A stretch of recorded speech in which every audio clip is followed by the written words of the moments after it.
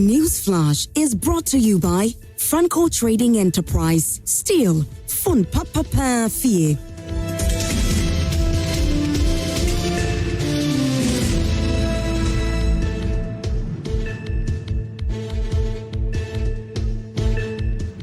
Hi there, welcome back. You're still watching Prime Morning and it's News Flash. Gone by Kukwa Sante with that presentation on the lithium lease that has been laid before Parliament.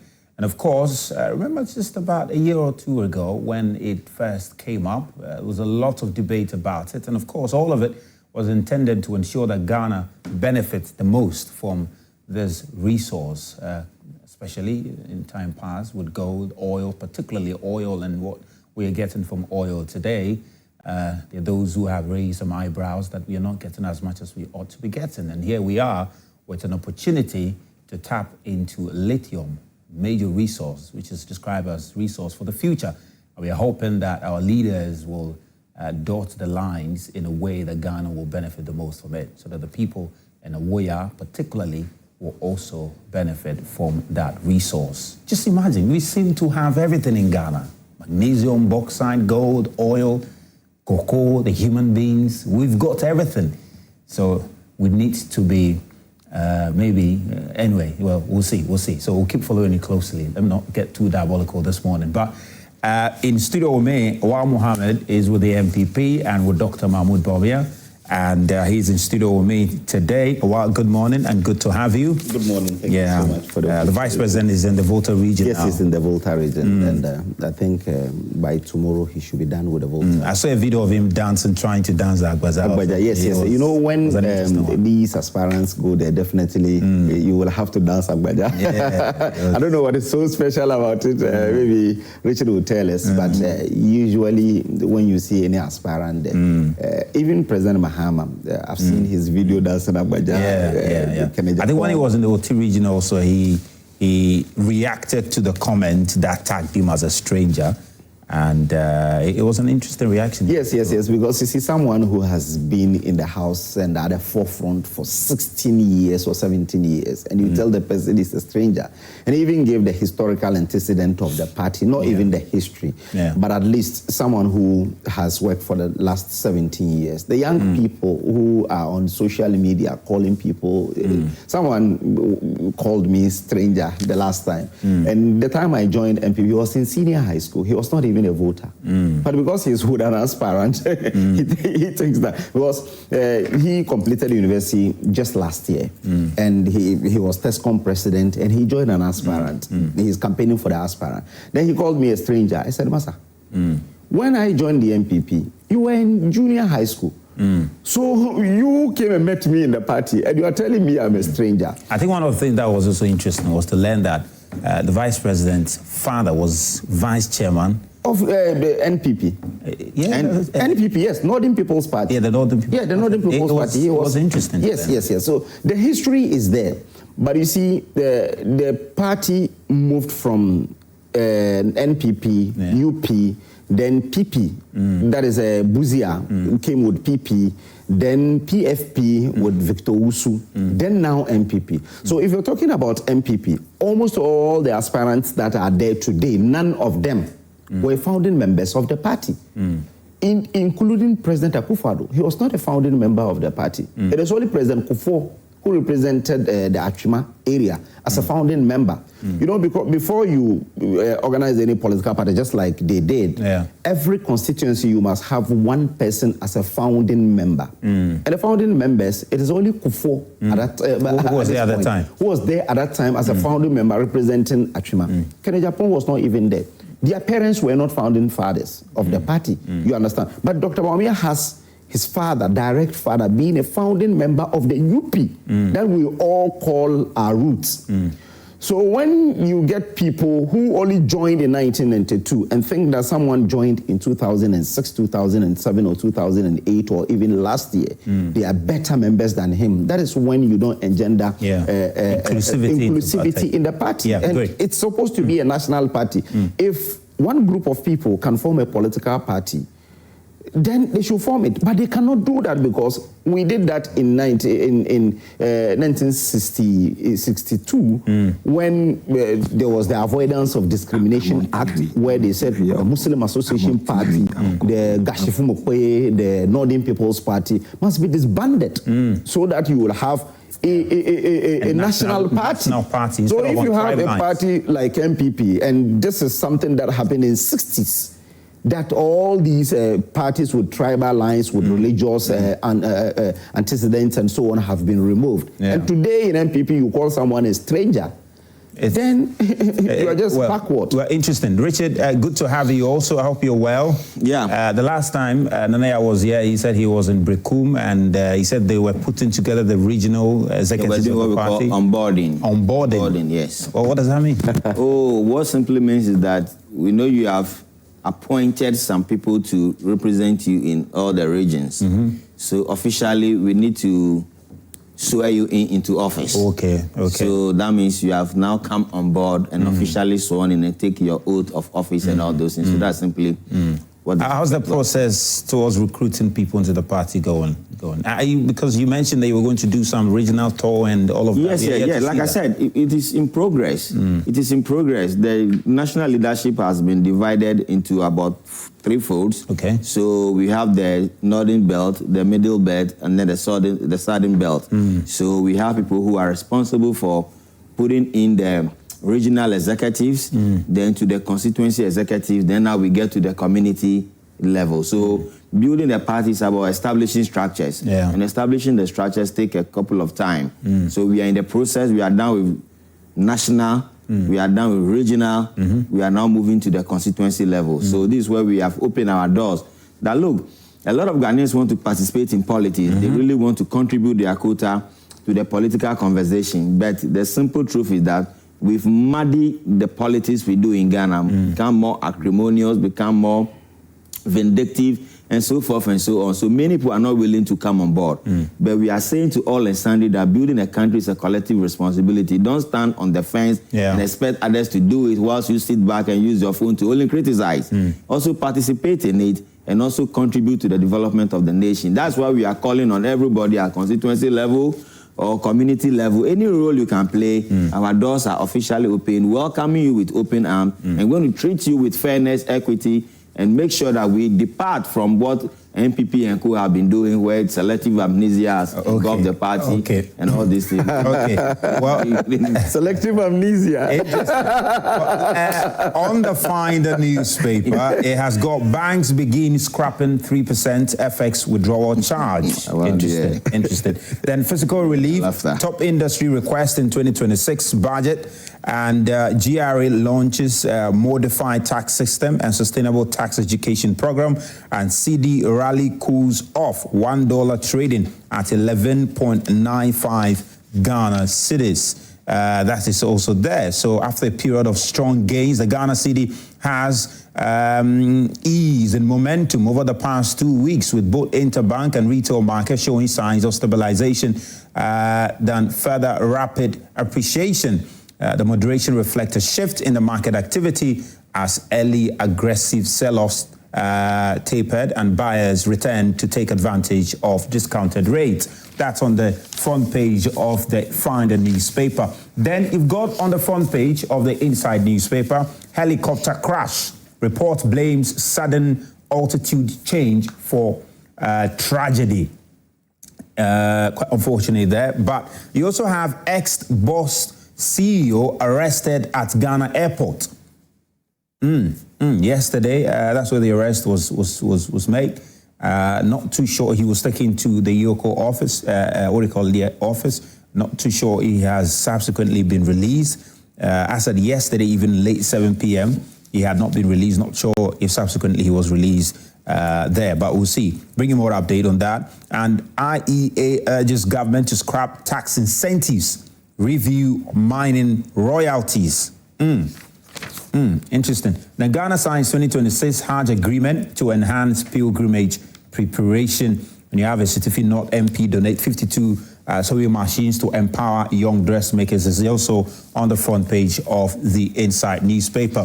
Then when you go to the Accra Times, it says Godwin tax Africa's parliament to fight against corruption. And he says, we dare not fail or else we'll suffer the consequences there. Then you've got Shraj Balls commends APNAC, and we stopped Afenyo Marking and Co. From marking their script. Daboya MP, Honorable Shaibu Mahama, talking about what happened at the vetting committee. Then gold board unfazed by political pressure in the fight against illicit gold trading. Deputy CEO assures. That's also there. And Nigerian MPs hail Dangote Group is also on the front page of the Accra Times. And then the Ghanaian publisher has Afenyo Marking here. Says Afenyo Marking labels CJ vetting disgraceful. And Jinaport questions government Barari lithium deal is also here. The GJ president urges media to promote peace, and Baumia outlines MPP revival plan is also here. And you've got some very interesting one here saying 9% salary hike insult to workers. That's according to the minority. And Mavis Nkansa Bwedu is speaking on behalf of the minority there. And we go to the Nation's newspaper, the Daily Graphic. It has the picture of Captain Paul Fojo, who is a member of the committee that looked into the helicopter crash. And it says poor visibility caused the crash. Poor visibility caused the crash. And then you've got Galamsey degrades over 60,000 hectares forest land. It's according to a study. And majority leader cites minority leader for contempt of parliament, apparently for attending ECOWAS parliamentary meeting when his name has been removed from Ghana's delegation. That's quite an interesting development in parliament. We'll see how that will go, if the minority leader will be hauled before the privileges committee, and how far this will travel. We'll see. But then you have farmers, processors protest lack of market for locally produced grains. And this is a story that we also did in our news flash today during the news segment with farmers demonstrating in Tamale over their produce. And it appears to be a story that it's almost everywhere in the country. Farmers are complaining about poor market and having to sell their goods at very low prices. Not too sure what is accounting for that. But we have so much maize, but people are not buying it. Farmers want to sell it at a very high prices, but people are not buying it. And they're complaining that they are rather, especially rice farmers, they're complaining that people are going for the foreign rice, relatively, because the foreign rice, the price is lower compared to the one they are offering the Ghanaian people. And they're complaining that if care is not taken, their produce will go to waste. And the investment, of course, will also suffer some losses. It's a very interesting time. We'll see how government will respond to this. The government is not spending. The government is trying to really control inflation and keep inflation at a single digit. So the purchasing power of the Ghanaian has come down. That's the reason it is cheap today, but people cannot buy. Check onion at Ajin Kotoko. I saw that story yesterday. People don't buy it because Ghanaians don't have money in their hands to even buy food to eat. But that's the reality. They say the farmers are selling it at a higher price compared to what they're also getting from other areas. That's not the case. If really you have the purchasing power, you go and buy. The people don't have the purchasing power. Glut has always been with us. They said there is no glut. Glutting has always been with us. Because they are saying that there is no glut. There has always been the situation whereby people produce and they don't have any off-takers. Not around this time, because you see maize. I was a maize farmer in Setra Farm Place. You remember the last time when Hussein Lonko came here, he knew my farm. You see, when at this point, within this period, the prices go a little higher because it is really not there. You understand? Because the harvest period is around June, July. So that maize will have to cushion the one that we do it twice in Ashanti region and so on. And so it will cushion the one that will come now. There is one that will be coming within this period. You understand? So this one, the old one, will be higher. It will be far expensive than the new one because it's. They said for maize, the more it becomes, you keep it for some time, it becomes more quality and so on. Okay. So within this period, it's supposed to really go a bit higher. Now it's still cheaper because the Ghanaian do not have, the purchasing power is so low. Look at the increment of the salary from 10% to 9%. And I am happy that Joy News had done their research. And they're saying that it is only 1%, not 9%. Because out of the 9%, you have inflation at 8%. So it is 1% that effectively has been added. So how does the poor teacher get extra cash to even buy food? And that's the problem. And that's the reason, because they are saying that there is no glut. The food is not... But the farmers are also complaining about the fact that there is some foreign rice, particularly rice in the market, which is competing with the local rice they're also producing. And so you see Ghanaians, it's a long-grain perfume rice and all of that. They are buying the foreign rice at the expense of the Ghanaian farmer. It has been with us for more than 10, 20 years. But how many times have you heard that there is rice glut in this country? This is the first time. I'm saying that the government is trying to control inflation. Today they are saying that the inflation is 8%. But the purchasing power. Richard, is there anything we can do about this? Because the farmers are, if care is not taken, this food will go to waste. And in a country where there are so many people hungry, to think that food is going to waste is unacceptable. Yeah, I guess we have started our conversation. So you know how I do my thing, that I would like to extend my warm greetings to all Ghanaians, to the people of Whole Central, and to one particular gentleman who is called Kabila. His name is Kabila. Kabila is the headmaster of the Shan RC Primary. It's a school that wasn't performing very well until he took over. And you know, like I keep saying, that the formative year of the kids are from their KG to the primary level. So we need to have dedicated teachers with passion and commitment who can groom them from their little beginning. Hitherto he's coming. Our primary education hasn't been good down there, but he came and he's doing some good work, and I need to commend him for such a wonderful work he's doing. So Kabila, this morning, if you are watching or you are hearing me wherever you are, I extend my warm good morning to you. You are doing a good job for the community and the people of Shian. Now, you see, the challenge is that when you are producing agricultural produce, you don't do farming because the ultimate agenda for the farming is for domestic consumption. If that is the reason why we are farming as a country, or we are doing this peasant farming, we are still encouraging cattle and whole farming, and we are not doing anything innovative enough to improve on our agriculture sector, we are not going to get anywhere with these kinds of approach. The question is that how much is agriculture contributing to GDP today?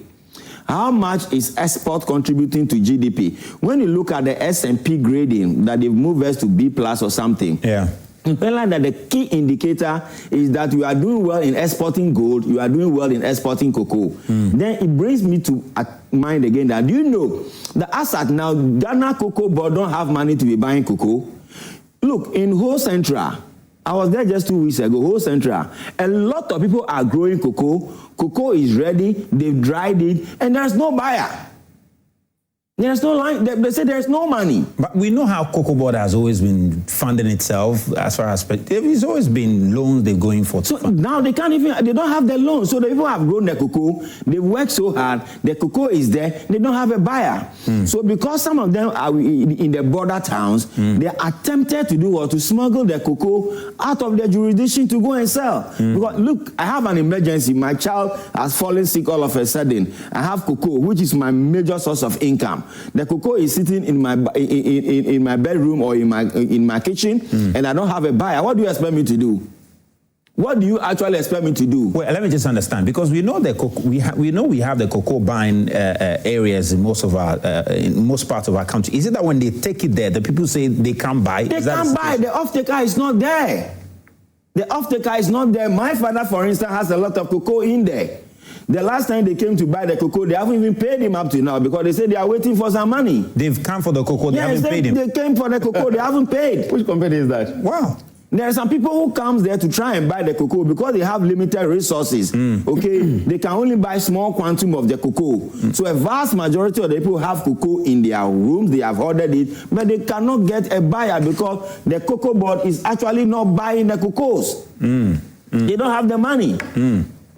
So it's a fact. It's a fact. And then again, like I was building a point that when you are growing rice, you should be thinking about the rice that we grow.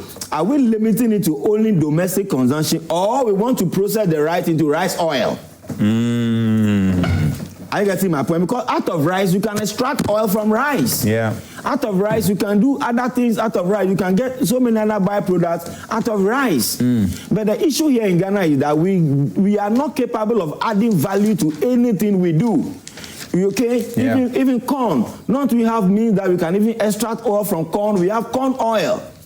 Are you getting my point? So the reason is that you must grow corn in hectares, commercial farm, mechanized farm, so that you can be able to have factories that can produce the corn oil. Yeah. So you can have cooperatives, people who are growing the maize, you can put them into cooperative. So even if you have state farms, like how we say National Service say they are doing corn farms and all these things, they should do it at the level whereby we can have factories that can take about 100,000 or 500,000 metric tons of rice or corn a day to feed their factory. So if you do so, you just have about 50% of it that you are channeling into your market for domestic consumption.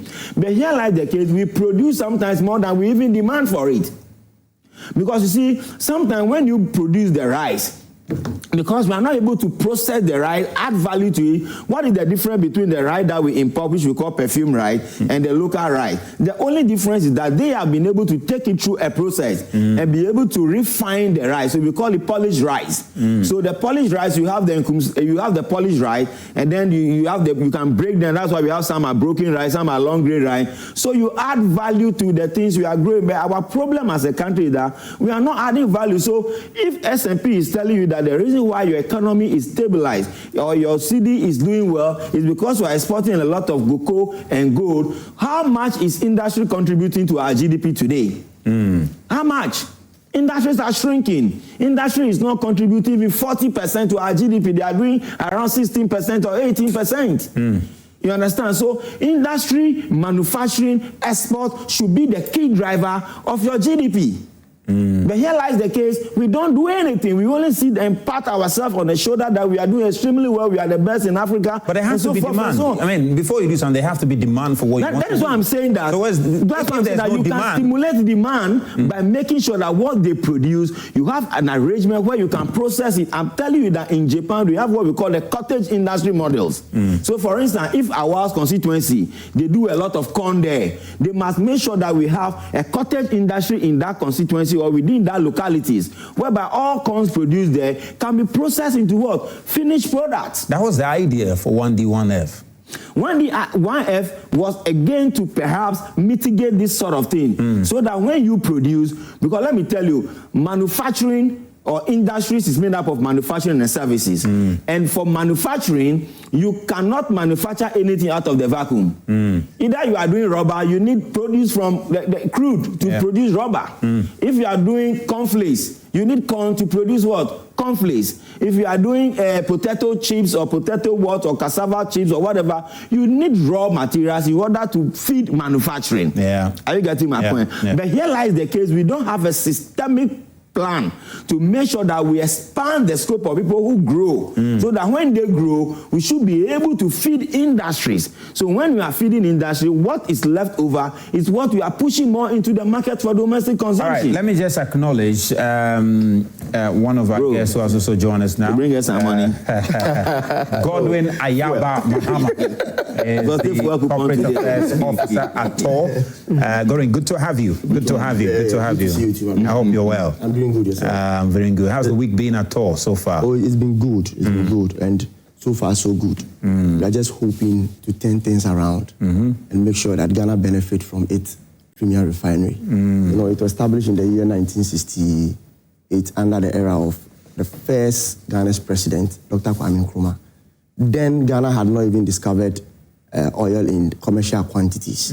But he foresaw such a vision that a time will come that Ghana will discover oil in large or commercial quantity, and made sure TOR was constructed or was incorporated. And I think time to time it had its own difficulties, ups and downs. but we are trying our possible best to make sure that everything. But is it working now? Are you able to refine oil at the moment? So every company has its own core mandates and ancillary businesses that it does. So as you all know, aside its core mandate being refining of oil, we also have farm tanks, we have loading gantry, we have other services that we provide. So in the absence of its core mandate being refining of crude, that is not happening at the moment. That is currently not happening, but inshallah, we are trying to turn things around to make sure that we'll go back to its core mandate. So far so good. About 10 or 11 months in office, both the MD and Deputy MD has shown that commitment that they will make sure Ghanaians benefit full benefit of thermal oil refinery on the purpose of. We're giving a timeline that by October you will start. Don't worry about that. But so let me. I'm coming. You see, when I was coming, my friend. When I was coming for good 8 years, you ran the whole company down. So you don't have the locals to even talk about it. I don't want us to go there. I don't want us to go there. But October but when I was coming, when I was coming, I was listening to you, and on one particular issue, he didn't answer that. I was. He said they are working. I was surprised. He said they are working on it. October. He said they are working on it. He said they are working on it. Yeah, Godwin, go ahead. I was surprised the analogy Awa was trying to use to explain that particular issue regarding the clout issue, the clout issue. He made a point that the government is trying to stabilize inflation and trying to connect it to the fact that due to that stabilization of the inflation, Ghanaians don't have the purchasing power. I just don't understand how stabilization of inflation has something to do with purchasing power. What I know, no, I heard you right. What I know is that the government is not spending. I'm coming, I'll go there. What I know is that when inflation is down, inflation is basically the rate at which price of goods and services rises. So if it comes down, what it means is that it has a very low tendency of rise in prices or stabilization in prices.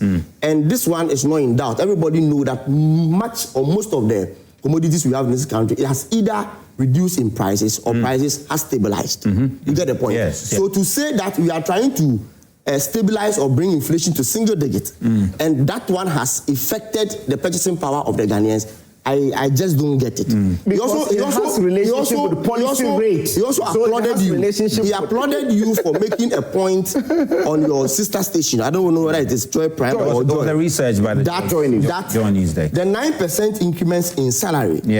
Its actual effect is just 1%. That's what Joy News said. No. That is debatable. No, that's what Joy News research. You were hinting on it to make your point. And I know that NPP people, after the announcement of the 9%, are trying to compare the 9% to other increments they gave when they were in power. The highest percentage NPP gave was 30%.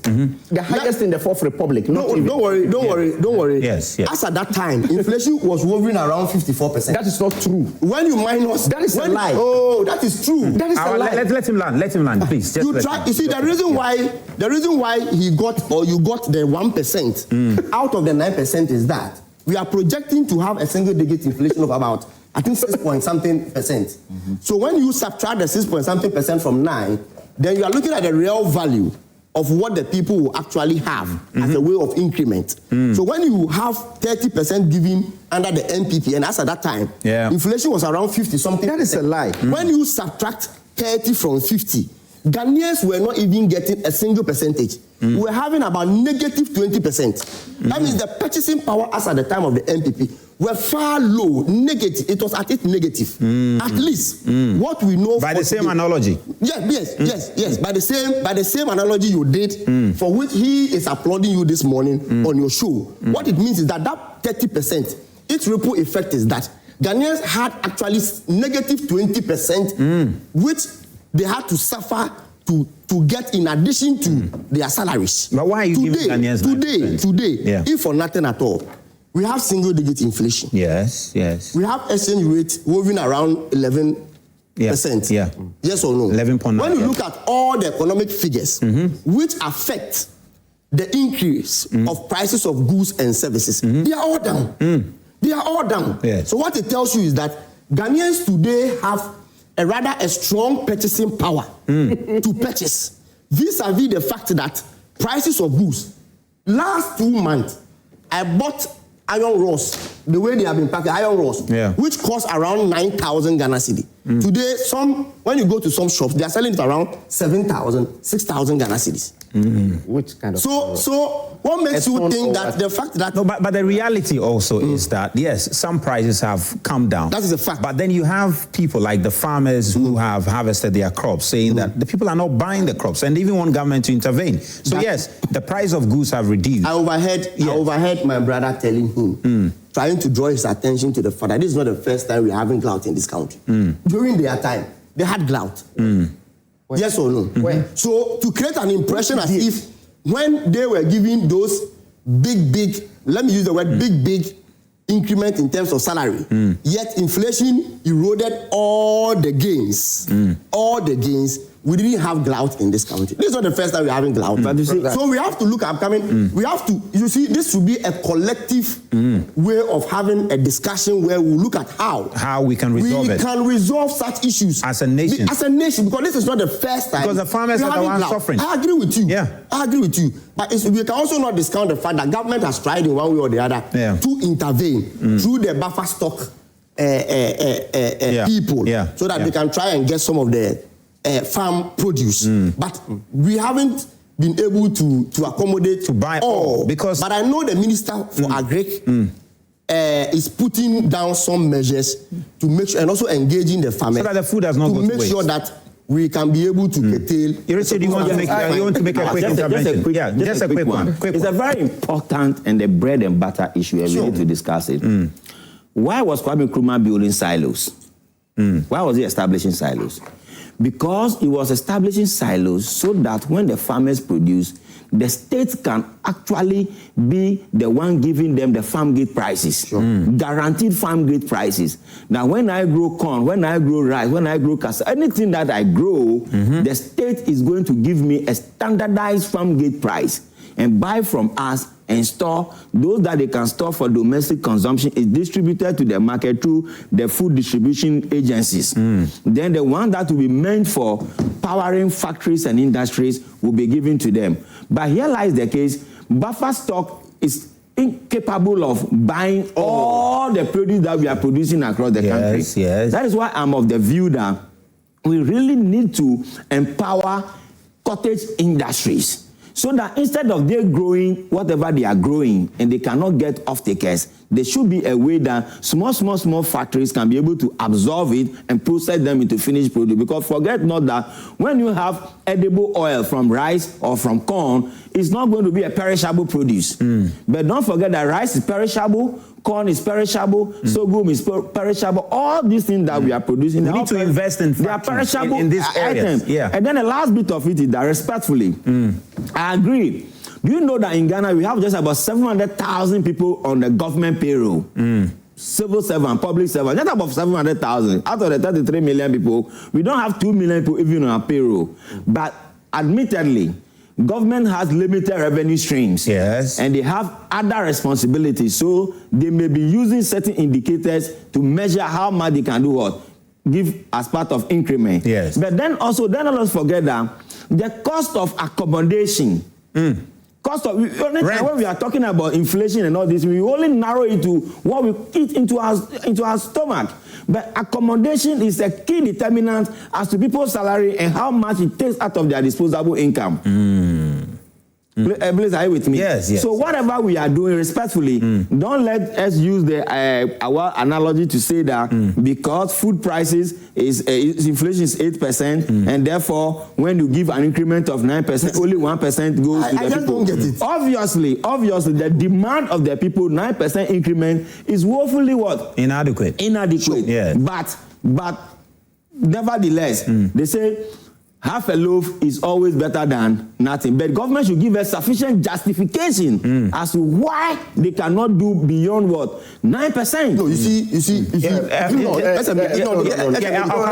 most times when you are going for salary increment, or wage increment, Yes. you look at economic factors, which you know, that is what will drive the decision.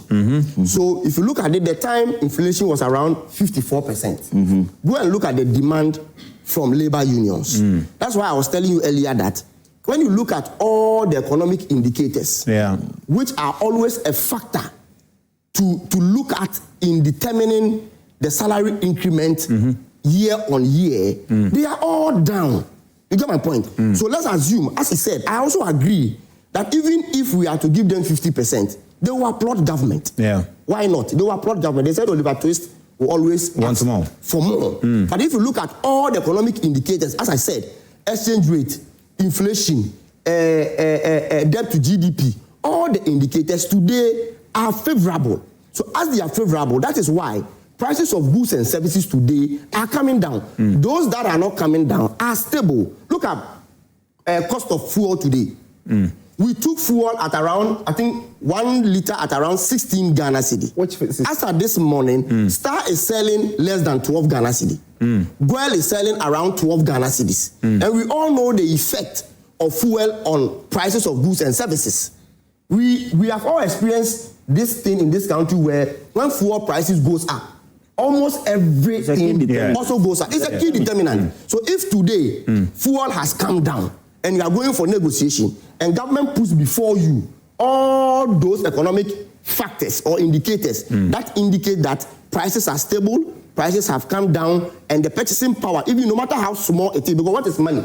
Money is something that can buy more than you even think you have. So for instance, if today I have 10 cedi and I can buy only milk, and tomorrow I have the same 10 cedi, I can buy milk and buy sugar in addition. Today the same 10 cedi has become valuable than tomorrow because it could purchase more than it could purchase. I'm going to come back to you, but there are some other realities you also need to familiarize yourself with, because yes, we can talk about the price of food, etc. But there's a very profound point that Richard made about rent. Sure. It is a very serious issue.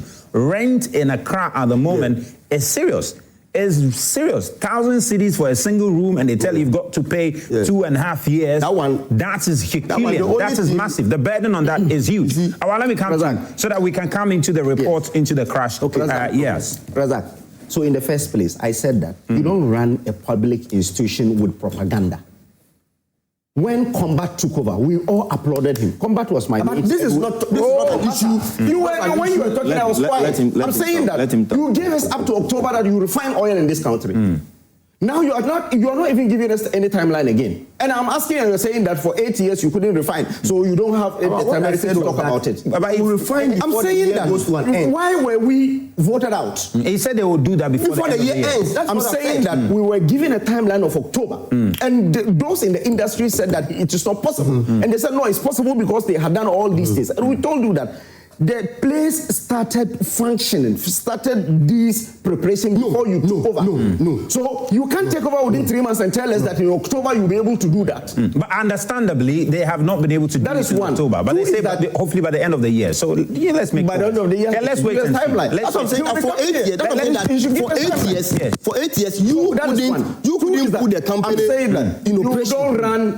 Fair enough. But progress for me. So on when I said, the government is fixated on getting inflation at a single digit at the expense of taking the purchasing power away from the Ghanaian. I'm telling you that because inflation has a link with policy rate, lending rate, because you see, before Bank of Ghana is able to control the inflation, they will have to tighten the policy rate so that a lot of people will not be able to go to the bank, and even if you are borrowing, you borrow at a higher rate. And that's the reason I'm saying that people don't go and borrow in the banks because the Bank of Ghana has tightened the policy rate to the extent that so that they will be able to control inflation. And that is a fact.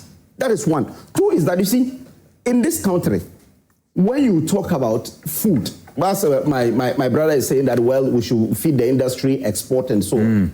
We don't need that.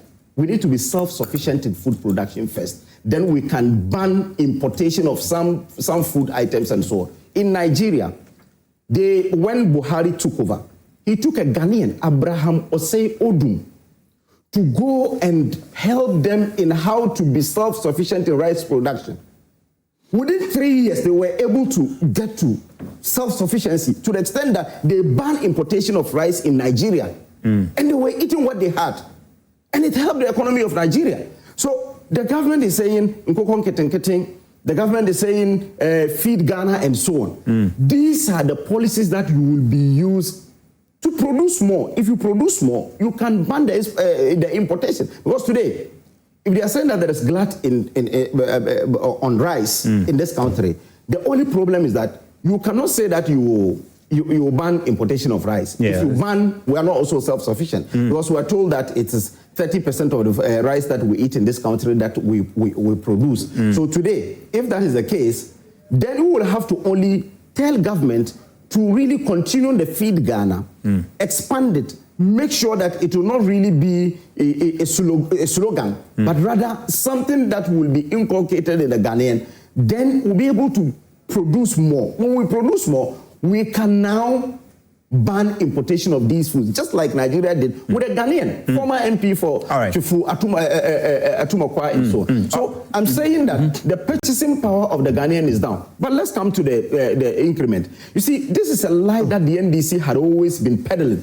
That inflation was 54%. It was only 54 in a single month. In 2023, that was in 2022.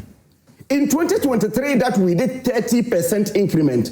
Inflation was 23% year on year for that year. 23% for the year.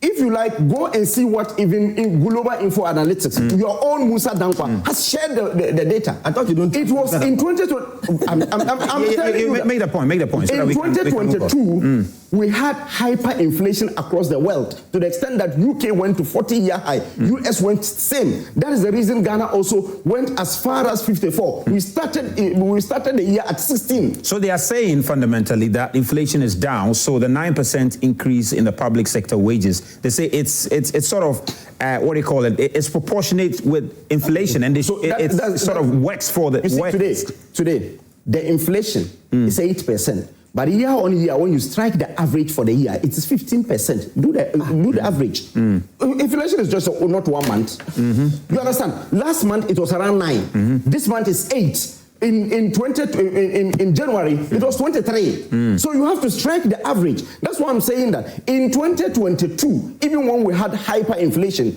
the average year on year was 40%. But you appreciate that, yes. No, I'm saying that it was 40%. Yes, it has come down. It has come down. It started coming down from 54 in December 2022 to 23 in January 2024. Yeah, we gave you 22. And it's now at a single digit. It is now at a single digit. But you see, I'm saying that when you do year on year, comparing the 12 months, you know that inflation today is not the 8%. You see, I mean, I understand you. I understand the point you're making.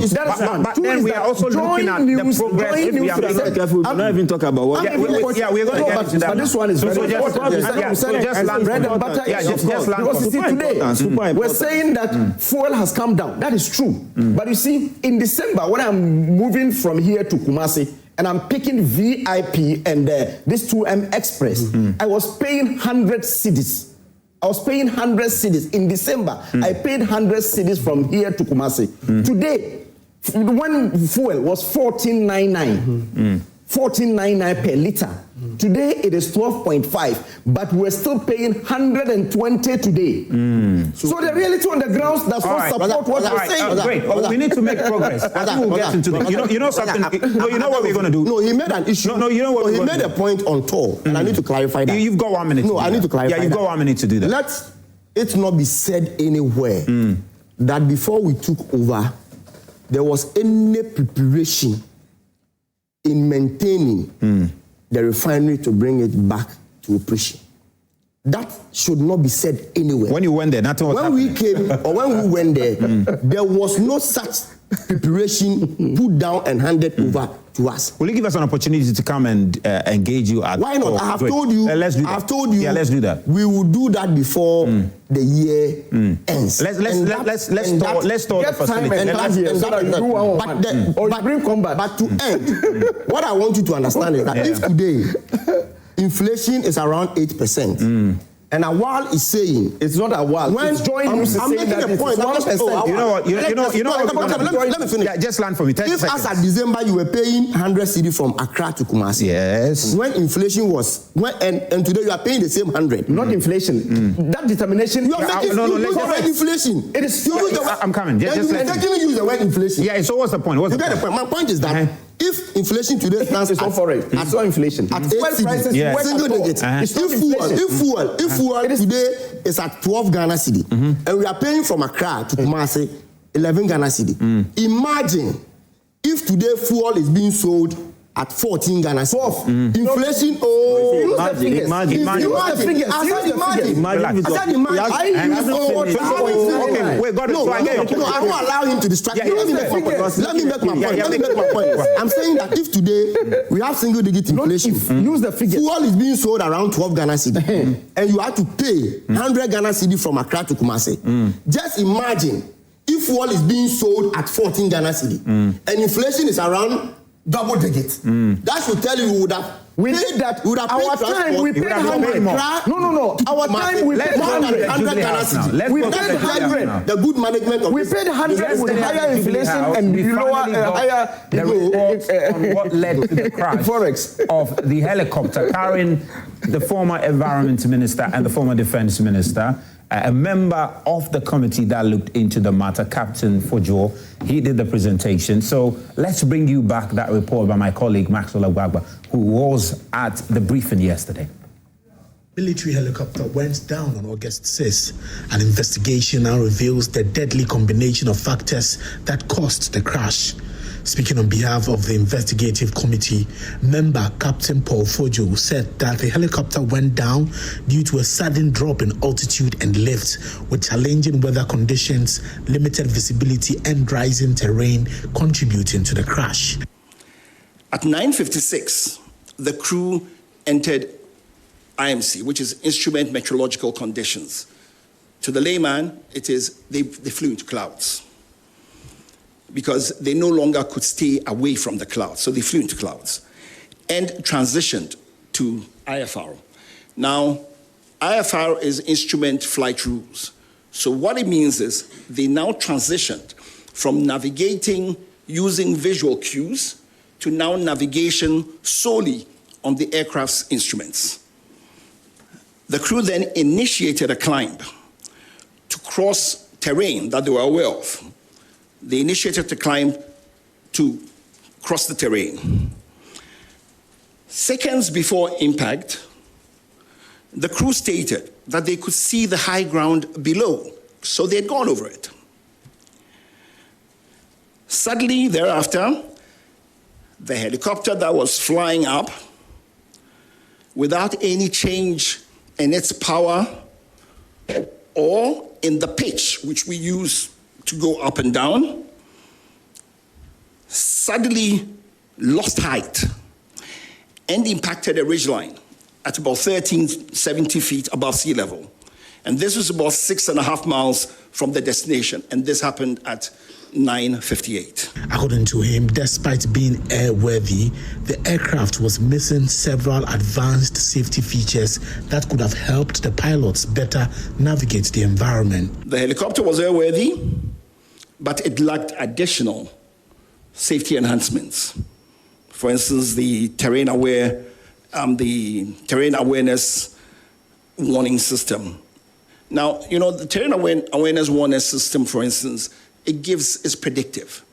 So what it does is it tells you, warns you, it gives you a better picture of the situation and puts the pilots in puts them in a position to make better judgments, to be able to see everything and be able to foretell if there are any things that could possibly create a problem. But they lack the additional safety enhancements required for the weather phenomenon over that terrain. The committee is recommending a modernization of the Ghana Air Force fleet, urging the acquisition of aircraft equipped with advanced navigation and safety systems. The investigation determined that the accident was caused by the sudden loss of altitude and lift due to downdraft. This loss of altitude without change in power or pitch altitude is consistent with downdraft associated with changing environmental conditions over high terrain. Our safety recommendations. There is a definite need to modernize the fleet of the Ghana Air Force. We have recommended that the Air Force acquire modern aircraft with terrain avoidance warning systems and modern navigation systems. That the aircraft should have cockpit voice recorders and flight. Yeah, so that's Captain Forjo there, a member of the investigating committee that looked into that crash, and now we know what happened. Fundamentally has to do with the weather, visibility, which affected the helicopter to a very large extent and forcing it to crash land. And of course, that has put to rest a number of conspiracies that did come up following this accident. But also key among it is the fact that there's a need for a major overhaul of the Air Force in terms of the equipment, particularly the aircraft they've got there. And of course, part of those aircraft which need to be overhauled has to do with the president, aircrafts, which is part of the fleet of the Ghana Armed Force. So I'm sure while we are looking at changing some of the helicopters, of course, the presidential jet conversation will also come in there. But also it raises a bigger conversation about the equipment of our security services and as to whether we should probably not just focus on the military, but take advantage of this to do a proper, investment in all our security services to ensure that they have what is needed, all right? And I'm sure this will not be too partisan, but hopefully will be a more nationalistic approach. There will be a more nationalistic approach to this because the safety and security of our country is what is at stake. And that's what we're going to get into now. So let's get talking. Maybe let me start with you a while on this one. You've heard the report on the the crash. And in fact, my colleague spoke to Samuel Sapon, the son of Mr. Sapon, and he said that he was not satisfied. He was going to ask further questions. I'm not sure what he really wanted to know. There are those who are even suggesting that, well, they want to hear the voices in the black box. And, you know, if you listen to the experts, it's uncharacteristic. There's nowhere they play the voices of the black box. So you just accept the report and move on and focus on the recommendations that were given. Yes, so when I watched the entire presentation, and to be very honest, I was not also very much satisfied. Really? I was thinking there should be a detailed report. So I'm told that the MPs are calling for the detailed report instead of this abridged one that they have presented, so that at least we'll know the details of what had happened. Because if you check the presentation, from all indications, it's just a pure accident. From all indications, it's just pure accident, because they said the helicopter was airworthy, and they were able to even use it within the week. Before, Yes, so that has been cleared, and then that came that the flying officers were new people and so on. That also did not turn out to be true. These are the seasoned officers who had flown the thing for a longer time. So these are the two things. And the third one has to do with the fact that when you had people, not even on social media, but you had MPs, MP for Adan saying that the aircraft exploded before it even hit the grounds. That was unfortunate. So they took 10 yesterday to also really clear the air that indeed it didn't explode, but it rather crashed and so on. So it settled a lot of propaganda that and some conspiracy theory that we have heard over time. So these three things that they said, the aircraft, because when it came, the first thing we heard was that the aircraft was bought by President Akufo-Addo, knowing that it's part of the fleet that was bought by President Mahama in 2015 when he was president. But when he came, that was the first thing we heard. Then we heard that the flying officers are novices. They didn't know how to fly. And the third one has to do with the fact that it exploded in the air. Yeah. And some people were saying that the target was even President Mahama and so on. But from the report, everything pointed to the fact that it was pure accident. When they said they didn't have some enhancements that will be able to help. I listened to your News 90 yesterday on Joy News, and one of the experts, a retired person you called, said that, well, they didn't need that because they were just flying within Ghana, and they've been flying within Ghana. So he said it was just purely an accident, looking at the weather. The weather can change at any time. I have used this, I don't know if it's the one that had exploded, but I have used this military aircraft before with Dr. Bawumia in 2019 when we used it to the north and back. To be very honest, they don't fly very high, they fly very low. So when you're on the aircraft, you even see down. But sometimes when you go to places where there are fog, you hear a lot of noise and so on. So it's just scary. But I think what they are calling for, I am for the upgrading of all our fleets. But you see, the problem has to do with the fact that when we play politics with our security in this country, that is when it will get to a time when you ask the question that, well, I think this will be nationalistically discussed, not necessarily politics. You see, you had someone like Okujeto Ablakwa, who is not an expert in that field, will come out and be telling you that the president used a flight, is moving from this place to that place, he will land on this place and so on. In the course of doing, according to him, some oversight and so on. Parliamentary oversight. Exactly. Yeah. You talk about our own the jet, that is the presidential jet, then they will tell you it is in good shape, it can take the president everywhere and so on. You see, the thinking behind the buying of that jet, President Kufuor, when he came, didn't have the opportunity to even sit on it even once. He felt that going to international assignments, having Obasanjo to be dropping him to Ghana before going and so on, he feels that when I am leaving, I will have to leave this legacy for Ghanaians. And he ordered for 2. Against all odds. Yeah. At that time, the opposition said no. He ordered for 2, a bigger aircraft that can take you, the journalist, and everyone to international conferences. Then the smaller one, the one that we have now, that will take them around, and so that if it is the president and some few crew that will move and so on. The NDC did politics with it in 2008. He didn't even sit in that jet even once. Then when Mills came, because they did politics with it, they canceled the bigger aircraft, the Airbus, and they focused on this one and bought this one.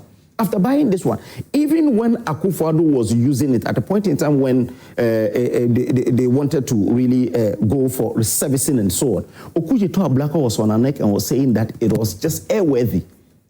As at even December 2020. So is it the case that you will not support, a new aircraft? You see, I'm saying, if you heard my initial comment, I'm saying that the president needs a befitting aircraft. The military needs aircraft that will be able to really safeguard. Look at the people that died. 8 people. You look at their track records and so on. Look at Mutala, after he died, the things that are coming up, how he lived his life and so on. You see, all these people are Ghanaians. Look at Omane Boama. People were tipping him to be president of this country. You understand? His sterling performance as Nook's president, even when he was a student leader and so on. But we lost them because we had an aircraft that didn't have certain things that it's supposed to have. That's why I'm saying that. Devoid of politics, we will all be for all this. But you see, the problem is that when you look back and see what the opposition had done over time, not necessarily even when Akufo-Addo was in government. That's why I started by saying that when President Kufuor was buying this aircraft, the NDC said no. But now we've he come to a forced place and was able to do that. We've now come to a place Akufo-Addo, when he was also living, tried to do that and they blocked it. We've now come to a place we realize that, look, forget what the position certain people took in the past. Because we know that an NDC MP, Honorable Tobu, yes, he has even mooted the idea. He's in his office in Parliament, he addressed the media and mentioned that we should seriously be considering as part of efforts to He was part of those who bastardized Akufo-Addo when Akufo-Addo said he wanted to order for the fleets in 2024. This is a fine opportunity for us to So get that's things what I'm right. saying, that, you see, you, the media, can lead the charge. People who really were not really against all these things can lead the charge. But it's hypocrisy to find people like Peter Tobo, who comes in as a security expert, but was using it to do propaganda. I am for the purchasing of any fleet that will help the people of this country, because I may be one day be on board of these aircraft. Yeah. That's why I told you. In 2019, I was in one. Let me come to So I know Dr. Bawumia will be president in 2028, 2029. I wouldn't know. I wouldn't know what I would do. I'll fly with him or someone will fly with him. Great. And we need the president to be alive. Okay, great. Richard. Yeah, sincerely, once again, I would like to extend my condolences to all the people who lost their lives due to some of these things that could be avoided. Yeah. These are preventable accidents which shouldn't have happened in the first place. But now that it has happened, we need to speak truth to power and understand that as a country, we are failing ourselves and we are not doing things that we should be proud of as a people. We have settled for mediocrity. We have settled for all manner of pettiness. We've settled for politics. And everything that we try to do in this country, the playbook is that if the government of the day is the one doing it, the opposition, the playbook is that do anything humanly possible to bastardize it, to sabotage it, to prevent it from happening. Because if it happens and it goes well, they'll take the credit and the people will believe in them and they'll continue to govern them. Then, when they play the game and they hoodwink us into believing that when they come, they are coming to do something extraordinary. They have the silver bullet to kill the vampire that has been worrying us as a people.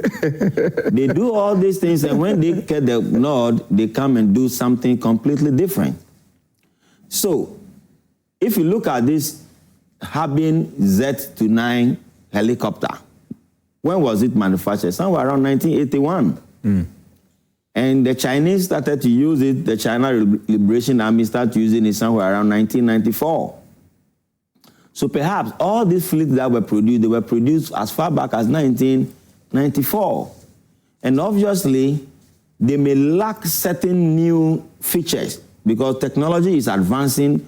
That is what I like watching. There's something I like watching sincerely on the National Geographic, which is aircraft investigation. I love it. I love to watch it and really understand what goes on into these things.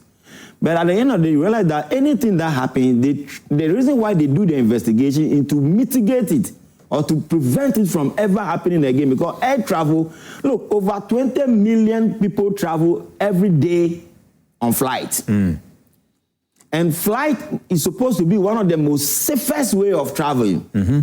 So anything that happens, they look into every merit of it, cross all T's and dots all I's, to make sure we avoid it. But in this case of our helicopter accident, we need to do introspection as a people and find out, are we really making progress? Are we really positioning ourselves as a people who are well-educated, well-learned? We have PhD. Just like Ghana, when it comes to education there, we are above all. Even in Africa, when it comes to our literacy rate, Ghana is way, way, way, way above several other African countries. But many a times, our logical way of thinking is kind of clouded. Our judgments are always clouded because of politics. Rote learning. That is why I agree with Awal that when NDC was in opposition, obviously they made certain capitals out of this issue of purchasing an aircraft for the president. But as a people, do we want our president to be flying in commercial jets, or we should have a pride of a flight that our president can board it and go everywhere and we are guaranteed of his safety? That should be our pride. Even if you don't have our national airlines working. Look, you go to Kenya and it's so beautiful because the flights that are landing, going, or they are all Kenyan Airways. Beautiful. If our airline were working effectively, you can board from any African country. Your first destination will be Ghana before you continue to any other place. For instance, if you are going to any other country today and you are boarding Kenya Airways or Ethiopian Air or South African Air or Rwanda Air, the first point of landing is their country. Why are they doing so? Because it creates jobs for the people, it widens their economy, it broadens their base. It is beautiful, you understand? Yeah. But here lies the case, even our national airline, we play politics with national airline till the day Kwame Nkrumah passed away. Up to today, we've not been able to sustain a national career. And to the extent that the president is now boarding commercial flight going to Japan, doing transit at airport, waiting for about 20 minutes. I said 20 minutes, 2 hours, 3 hours, 20 5 hours. hours. They said 20 hours. Why should we allow that? Is it not a disgrace?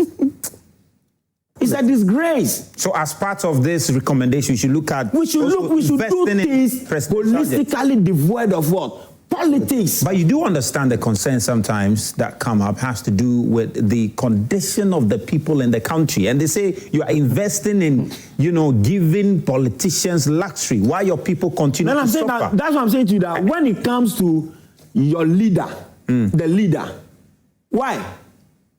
Were you not the one who queued and voted for him to make him a president? Yes, to come and serve us, make our lives better. So every person, every CEO has logistics that will enhance his operation for effective performance of his duties. So we have employed him as the CEO, so any accoutrement that might be added to his office to make his job better or work within the comfort of whatever environment he finds himself must be cardinal. We do appreciate it's important, but you also appreciate that it is one resource you've got. Look, let me tell you. You've got little money. You've got schools under trees. You've got kids. It's about priority. You have little money. I am coming. So where should you focus? Those ones, the poor will always be with you. Don't forget, biblically, it is even there. The poor will always be with you. The poor will always be around. The poor will always be there. So you cannot jeopardize the safety of the one you queue to lead you, because you know when you lose the president, do you know what it does to the country? Assuming without admitting, God forbid, that our president was the one flying the helicopter. Yeah. And he went to lose his life. And don't forget that he was even built to go. Don't even forget that they have told you in the report that all of a sudden it has lost its momentum. It has lost its momentum. It has gone dead. So the only thing is that you are falling and there's nothing you can do. So the argument is that we need to invest especially into the security services of this country. So if the helicopters that are being managed by the Ghana Air Force, they are obsolete, they don't even have advanced features, they are not good for purpose, then why are we still keeping them there? Because don't forget, it is about scale of preference and your priority list. When our past president came, he said one of his focus areas is that he promised God he wanted to build him a cathedral. Isn't that the case? Didn't he do everything humanly possible to fulfill the promise he made to God? He was in an attempt of fulfilling. He was doing it. That's what I'm saying, that there should be a government that will tell us that I am going to overhaul the entire aircraft of the military. It's expensive. And you have other needs, competing needs. You are borrowing money left, right, front, center. You see, it's about your negotiation power. What are we saying in this country that we cannot get a country, or because that is what we are good at? We always like to beg. We always like to borrow. The last time I listened to Reverend Tim Fojo, the figure he mentioned is in excess of $4 billion if you want to do that. But you are not going to do cash out payment, outright purchase. No, you can go in for high purchase agreements.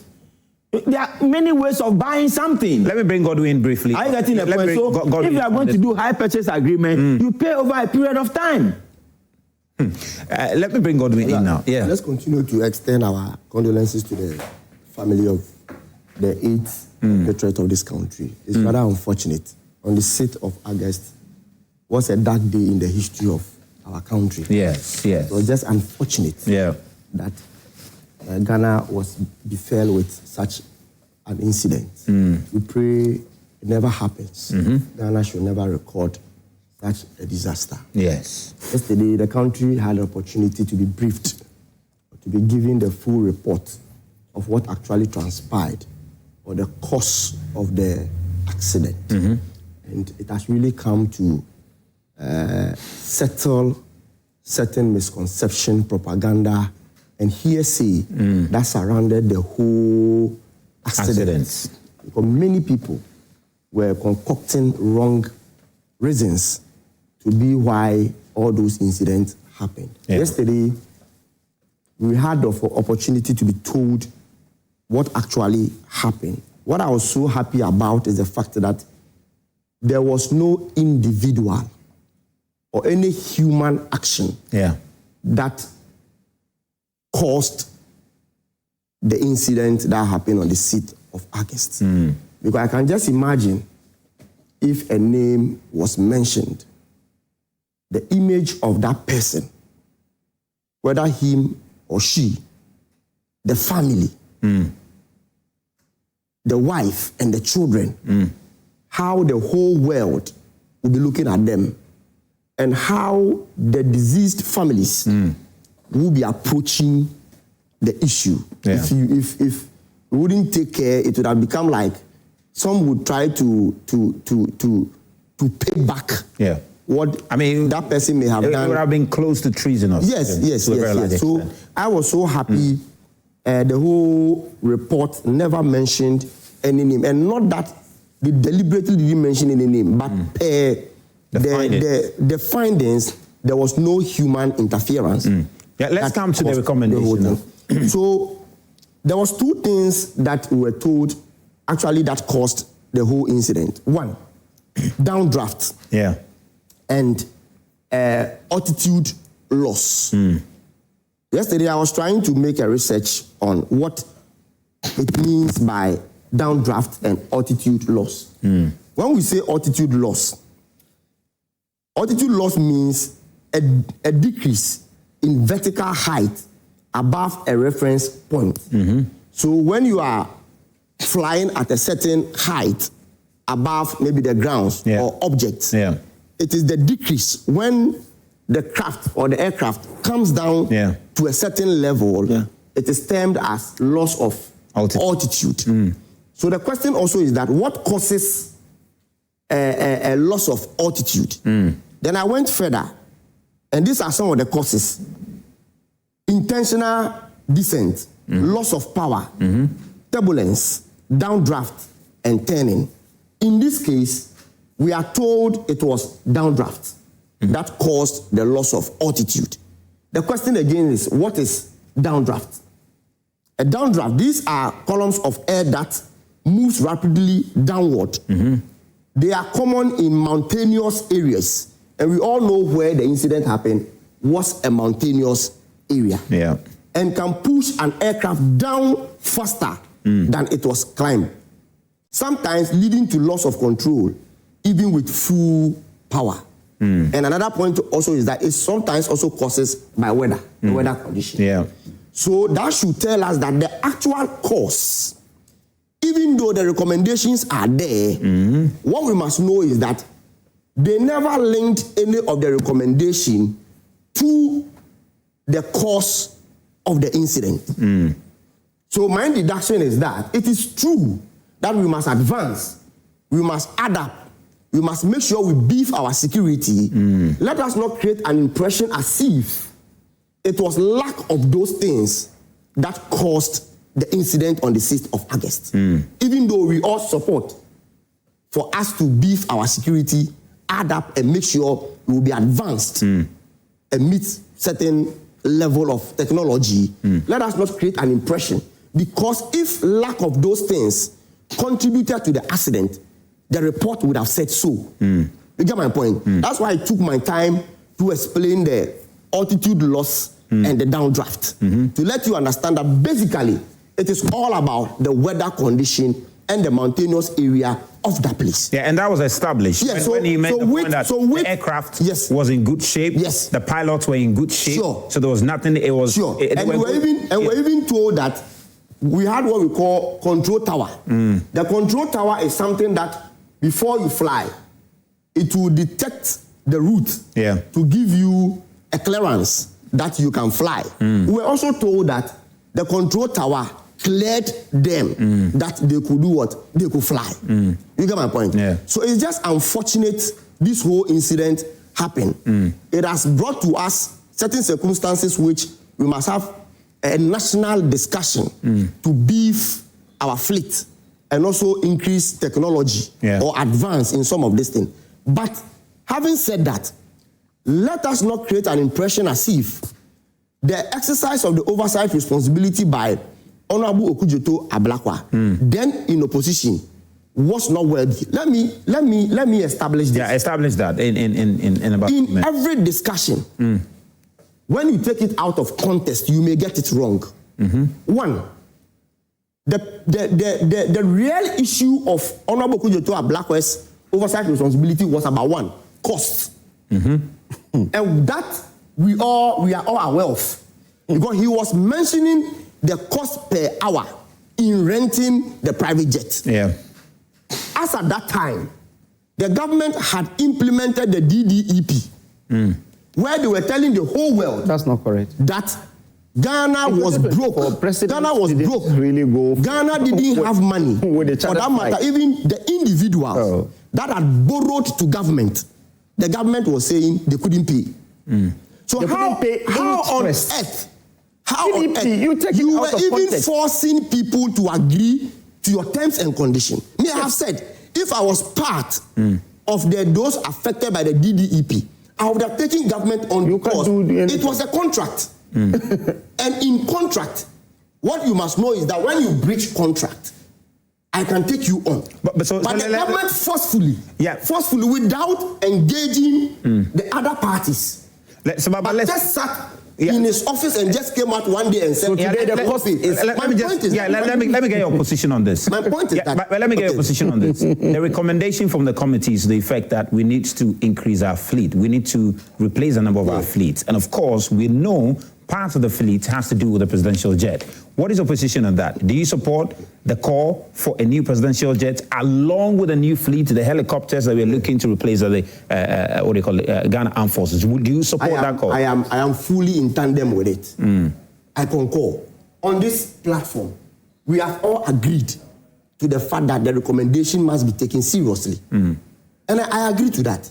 Because personally, I also do not know when I will have an opportunity to board those flights. To fly with the president to China. Yes. But the point I'm trying to establish is that let us not create an impression as if it was deliberate when Honorable Okudzeto Ablakwa was actually exercising his supervisory responsibility on the government. But the point about I said, the context is very important. I appreciate that. At that time, you were doing the. That's not correct. In 2024, there was no issue of 2024 president going this. No, DDP payments were being made. Now I'm saying that the agreement was still. The problem with he's saying that the president had been flying chartered flights, and so you are done.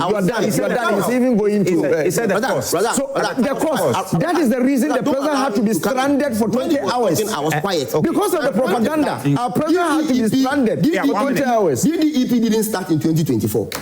Yes, when did it start? No, we understand. When did it start? When it started, when did it start? Come to the point. When did it start? Was still renting private jet. When did we do DDP? Come to the point our Black's point was that at the circumstance that we found ourselves then, there was no need for a president to waste those monies in renting private jet. After all, we have too much propaganda. After all, we have history of previous presidents. It was the reason the president got stranded because they are afraid to pick but at the time, the reason had to do with the state of the president's jet at the time. Not necessarily it brings us down to this point about now we know why the president now is even using commercial, which some have raised concerns about. It's because the presidential jet is still not in the best of shape. So let's make progress. Can we all agree that the president need a jet? And we all should agree and get a jet for the president. When the then defense minister had the opportunity on the floor of parliament to brief the nation on the state of the presidential jet. The reason he gave for which the president was renting private jet was that the president needed an opportunity to bath in the plane. Look at this. Did he give you the details? Did he give you the details as we gave when we had opportunity to go on the floor? But to give the state of the let me read some comments for you. Let me read some comments. So you cannot give this reason for which you want to buy a new presidential jet and you want the nation to accept. Let me read some comments for you. So expect us to allow you buy it now. The cost of fertilizer and other farming inputs was extremely high. Farmers didn't get them at affordable prices. They bought them at very high cost, but are now forced to sell their produce at much lower prices. That's why farmers are really struggling under this government. We can confirm the claims by some NDC members alleging that the MPP members poured chemicals into critical parts of the aircraft causing the accident have been proven false. The NDC MP for Ada, Honorable Comfort Kujo Gansa, made the following statement when the unfortunate incident occurred and claimed lives. In quote, the helicopter did not crash. They exploded in the air before it fell to the ground. So other people were burned even before it landed. The parts of the helicopter were scattered over the site and the bodies were also scattered and burning. The MP made this wild claim, even though no such conclusion had been drawn by any official at the time. Now, teacher Kojo from Tepa also says it's a bad idea for the investigators to send the helicopter's black box to China for analysis by the aircraft manufacturer. Suppose the results of the analysis find fault with the aircraft, will you expect them to speak the truth or ascribe the accident to the pilot rather than to mechanical error, he asks? They should have asked the manufacturer to come to Ghana and conduct the analysis here rather than in China. Interesting.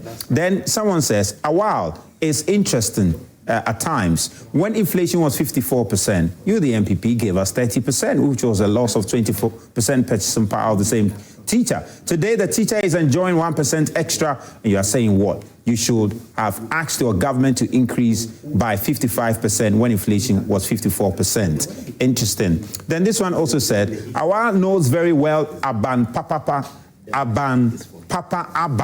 And there's no way his party can win 2028 elections. We saw the abysmal performance when so-called economic wizard destroyed our economy. Okay. And then you have this one. It says, good morning. I don't like it at all when serious topics are tabled for discussion with, okay.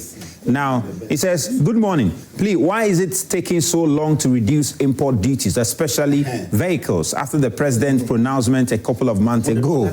So Ghanaians also pay the same or not worse off with our neighboring countries? Simon is asking that. This one says, we shall continue to have problems with achieving low inflation, dig it, but suffer price rises from traders if you don't have national policies to address pricing as a nation.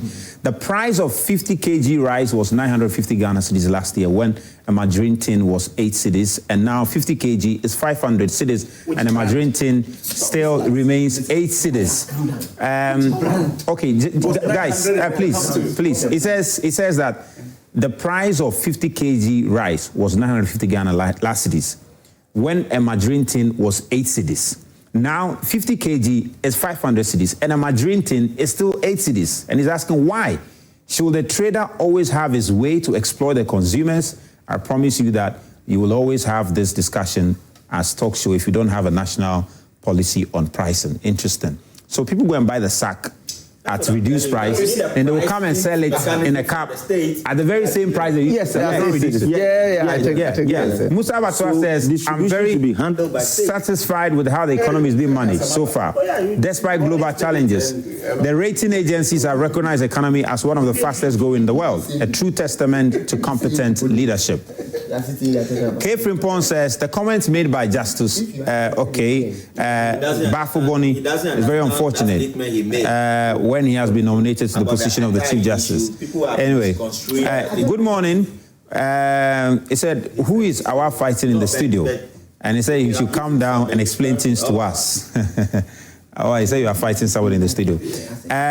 They said the MPP man is complaining. The MPP man complaining is enjoying good government under the NDC. Please tell him that they should think about how to come back in 2040 rather than complaining about the good government NDC is giving them. Okay. He said, when did the word disputed become an insult in Ghana? The NDC government should rather focus their energy to pay the Ghanaian workers well and stop this arrogant posture of stopping people from airing their views.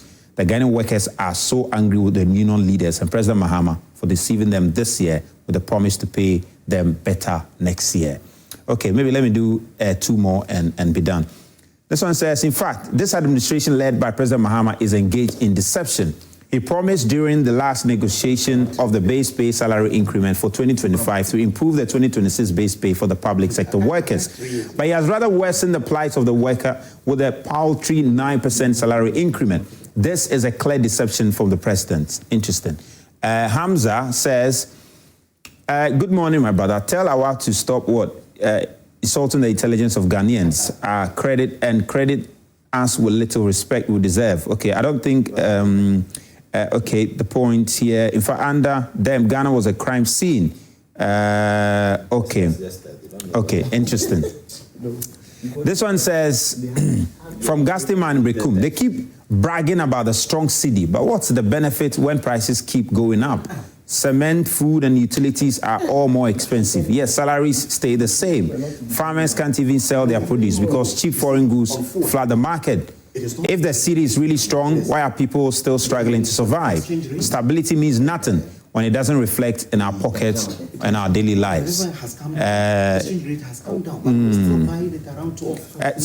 Someone said I should ask you, why is the police helicopter, is government bought for them? Okay, so government bought some 3 helicopters, I believe, for the police. And they're asking why, because I've never seen it in the air. It's there. I've never seen the helicopter in the air. I don't know why they don't fly it. Maybe next time. Afraid it will also lose gravity.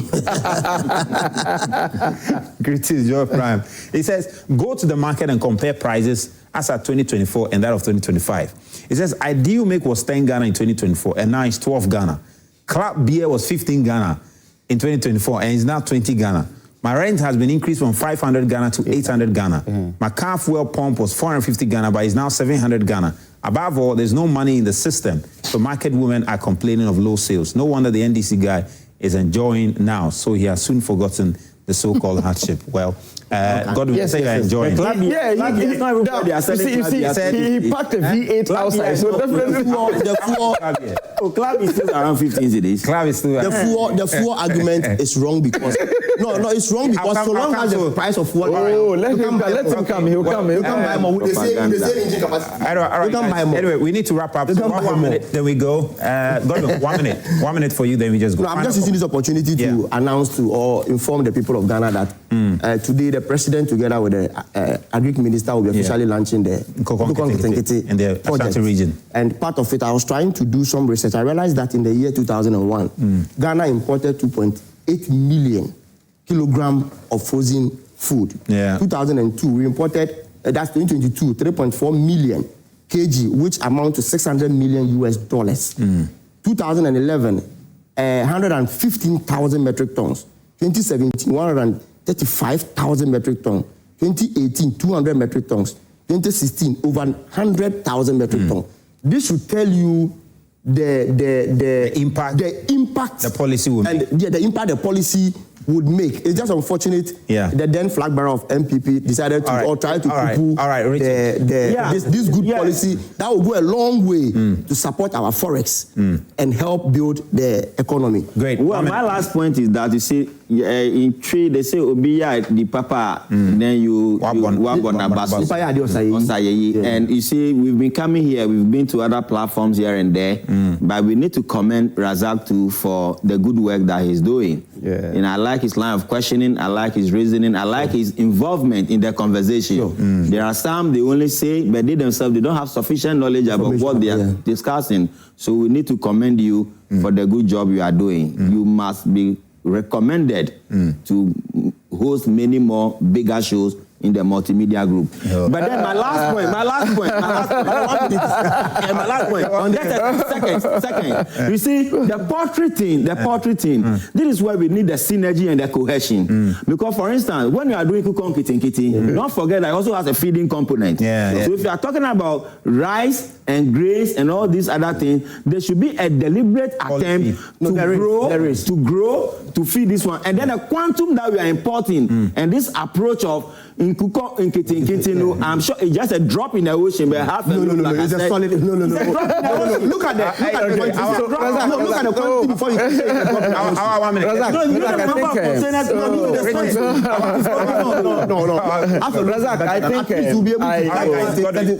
Richard, I think I will share in what you said. For instance, for example, when Razak started hosting us here, I remember I've been watching him do the sports. So when he came, the integration. So you remember I even asked him, what I was really interested in news and was reading about current affairs and so on, because you read, to be very honest, and if you're not prepared, you come here, he will push you to the wall. So that's the reason I think I will also commend him for doing this. Transitioning from sports to really sports people when they come to public